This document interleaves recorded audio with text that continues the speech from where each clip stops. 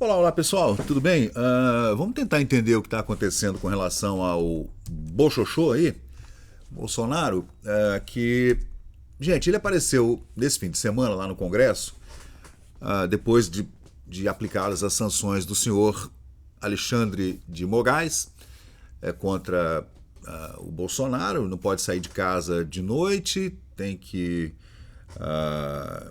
ficar em casa, em prisão domiciliar das 7 da noite até 7 da manhã. Não pode usar nenhuma rede social, nem de outras pessoas, de terceiros, como se diz, né? Não pode dar entrevista para rede social, aí ficou aquela dubiedade no entendimento. Não pode no YouTube, por exemplo, mas pode na TV Globo. Ficou essa coisa estranha, né? Não pode postar no Twitter, no X, mas pode dar uma entrevista para Veja. Sei lá, ficou essa coisa esquisita. Não pode chegar perto de embaixada nem consulado, não pode falar com os réus lá do golpe de Taubaté, não pode falar com o filho dele, não pode falar com os netos. Gente, pegaram pesado, né? Michel Temer ontem gravou um vídeo, tá? Eu tava vendo aqui no Poder 360, o presidente Temer gravou esse vídeo aí ontem. Aliás, muito fux eu achei esse vídeo dele, tá? Sopra, né? Como é que chama? Aperta e sopra? Como é que chama mesmo? Esqueci. Não sei. Morde a sopra. Morde a sopra. Morde a sopra. Falou que as restrições de vistos dos ministros da Suprema Corte são um absurdo. Todo mundo tem um rabinho preso, né, gente? Ele indicou, foi Michel Temer que indicou o Alexandre de Moraes para a Suprema Corte. Aí o pessoal fala, será que foi o problema lá da Marcela Temer, do celular dela que sumiu? Teve um boato assim que dizem que a Marcela Temer, aliás, lindíssima esposa do senhor Michel Temer, né, tinha um celular que sumiu em algum lugar, em alguma assistência técnica, e tinha uns conteúdos lá dentro do celular, e o Alexandre de Moraes, quando era promotor, quando era secretário de Segurança Pública em São Paulo, do Alckmin, do Chuchuquim, deu um jeito de recuperar esse telefone, junto com aqueles diálogos cabulosos que eles têm lá, com aquelas facções, né? Não sei, a gente não sabe, né? Recuperou o celular e ficou uma dívida enorme com o Michel Temer. Aí o Michel, presidente da República, né, indicou Alexandre de Moraes para a Suprema Corte. Bom, o cara tá lá. Será que o Michel Temer ainda possui alguma afluência, digamos assim, sobre o Alexandre de Moraes? Acredito que o Alexandre de Moraes tenha, digamos, uma gratidão, mas bem que não, né? Bem que existia uma dívida. Se há realmente esse negócio da dívida das fotos da Marcela, que eu não sei se é verdade, é o que dizem aí nas redes sociais, né? Então, foi só uma troca de cebola, né? Eu te ajudei pra caramba, você me ajudou. E colocou na Suprema Corte. Mas o Temer, assim, ele deu uma de Fux, Luiz Fux, né? Porque o Luiz Fux, quando vota, ele fala assim, eu sou contra o relator, que é o Alexandre de Moraes, lá na primeira turma, né? Que tornou todo mundo réu. Eu sou contra isso, sou contra aquilo, não gostei dessa decisão, né? Mas eu voto com o relator. Sabe, aquela coisa? É contra tudo, mas ele vota a favor de prender, de tornar todo mundo réu. Se bem que agora, nessa última decisão dele, 4-1, ele foi contra essas medidas muito restritivas, absurdamente radicais contra o Bolsonaro. Tornozeleira eletrônica, prender o cara dentro de casa, não pode falar com o filho, cara. Isso é um absurdo, hein? Não pode usar o celular, não pode usar a rede social. Antes ele não podia falar com o presidente do partido dele, não podia subir no palanque junto com o presidente do partido dele. Cara, é um absurdo isso, né? E o Michel Temer foi, então, que aliás o Michel Temer é um cara que tem um ótimo diálogo com o Bolsonaro e vice-versa, parece que Bolsonaro gosta dele e vice-versa. E ele ontem deu essa mensagem, uma mensagem de equilíbrio das forças, do diálogo, de conversar, que o Trump passou dos limites e o Alexandre de Moraes, ele não falou assim, mas a coisa não está legal, a gente precisa conversar, primeiro apaziguar internamente para depois conversar com os Estados Unidos, por exemplo. Mas eu não sei não o que está por trás disso aí. Alguma coisa aconteceu nesses últimos dias, até porque o Alexandre de Moraes tinha dado aí 2 dias, né? 48 horas 24 horas, né, para que a defesa do Bolsonaro explicasse essa atitude dele aqui no Congresso, que mostrou a tornozeleira, apareceu na televisão, deu entrevista, falou na rede social.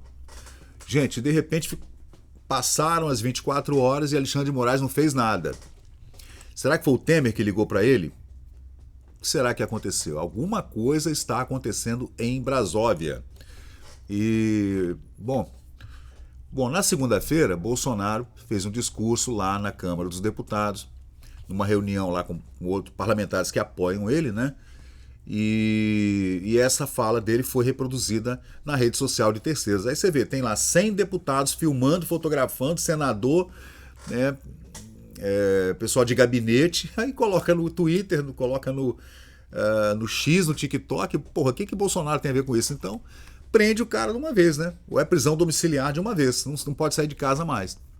Bom, Moraes então determinou que a defesa apresentasse explicações em 24 horas a partir da notificação do advogado Celso Vilardi, que é o advogado do Bolsonaro, né? Sob pena de decretação imediata de prisão do réu. Ele não vai ter coragem de prender o Bolsonaro. Eu não acredito que ele vá... Do jeito que tá, acho que já tá bom demais aí. Tornozeleira, né? Fica em casa de noite, não pode sair de Brasília, passaporte tá apreendido. Já tá demais, mas prender o cara, levar ele pra cadeia, pro chilindró, eu acho que não, cara, isso vai dar problema, tá? Bom, deixa eu ver o que mais. Depois de receber a resposta solicitada da defesa do Bolsonaro, Moraes pode encaminhar para a PGR decidir quais serão os próximos passos. O Alexandre de Moraes, ele é um juiz, né, gente? Ele já foi promotor, né? Aliás, a escola dele é promotoria e ele age como promotor, né? Como, sei lá, um auxiliar do PGR ou sei lá, dono da PGR, né? Acusador mor da República.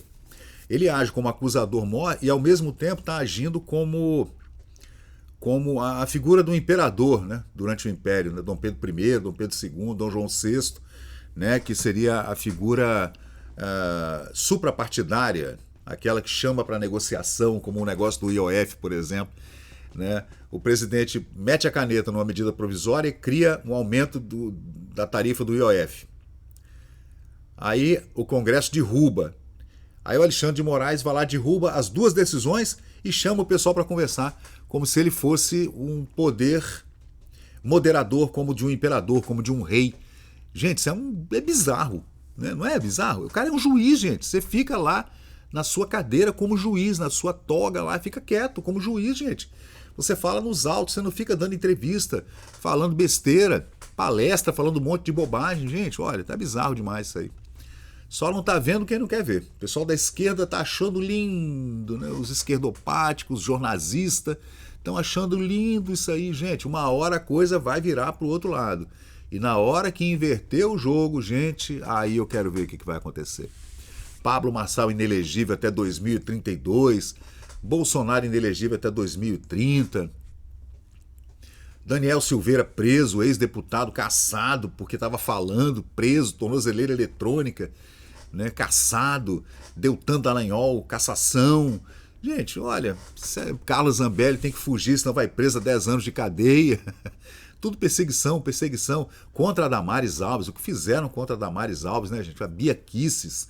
E o pessoal detona o Eduardo Bolsonaro, o Flávio Bolsonaro, o Nicolas Ferreira, gente, o Rodrigo Constantino, o Paulo Figueiredo, o Alan dos Santos, só não tá vendo quem não quer, gente. É uma perseguição contra forças da direita e conservadores, evangélicos e católicos, liberais e capitalistas, né, empresários, e contra pessoas que discordam de decisões judiciais e discordam da mídia, das big mídias.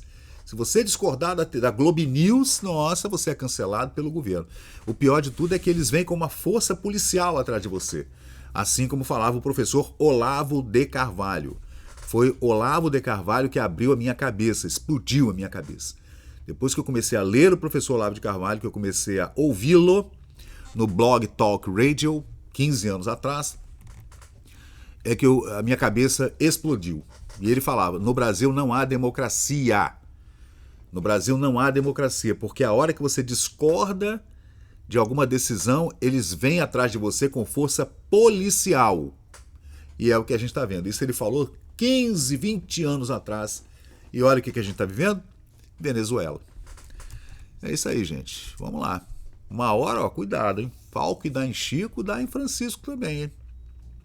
Então, pessoal, valeu, obrigado por acompanhar o vídeo até o final. Se você gostou desse conteúdo, deixa aí o seu like, porque isso ajuda muito o canal a crescer. Aproveita agora para se inscrever, ativar o sininho de notificações. Sua opinião e seu comentário são muito importantes para nós seguirmos melhorando aqui o nosso conteúdo. Valeu, gente, eu sou Fábio Pirajá, muito obrigado e até o próximo vídeo.